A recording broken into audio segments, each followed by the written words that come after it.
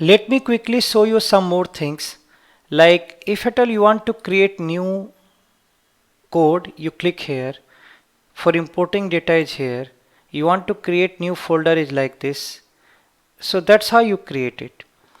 After creating, SAS gives you many things. In my program, you'll find many comments here. And there is a reason why I have put comments here. That once probably you have understood the basics and you are trying to use the code, this code itself should guide you that what are the output, what are the portion of the output which you should focus on. And that's the reason I have written the important fraction, important portion of the code here itself. So let me show you that one of the very important command, that is contents. Contents is a wonderful command. It gives you a lot of information. Let me show you how. So what I'm doing, I'm again student.csv file. I'm just putting as students here. So I'm just taking these two steps to create a file which will be student in the work library by name students. So here you have got all the data. Now if you think of, it has two character variable, name and gender, and three numeric variable. Let us go and see that what contents does. So when I'm running the contents, so there is looks like that I made a syntax error. Check the syntax of the file. I should have run just this portion. Let me try again.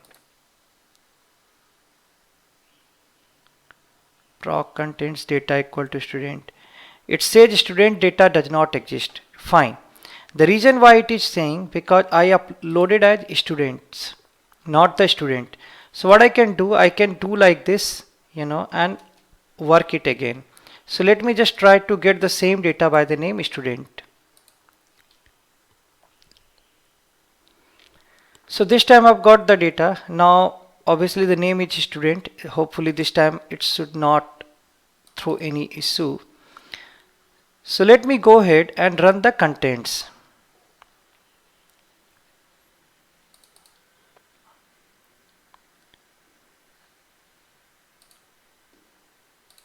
So here I'm running the contents on proc contents on student data. I ran it. It is showing the content. Now focus on some of the important portion. It is saying how many observations are there? 20. It is showing you how many variables are there? 5. It is also showing the data is sorted or not. It is saying no.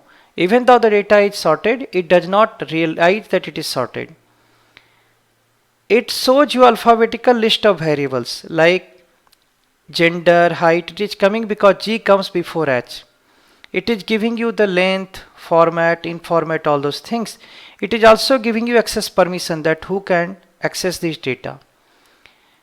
So if you think of, it has given you number of observation, number of variable, sorting order in the data, file permission, and alphabetical list of variable, its type, length, etc.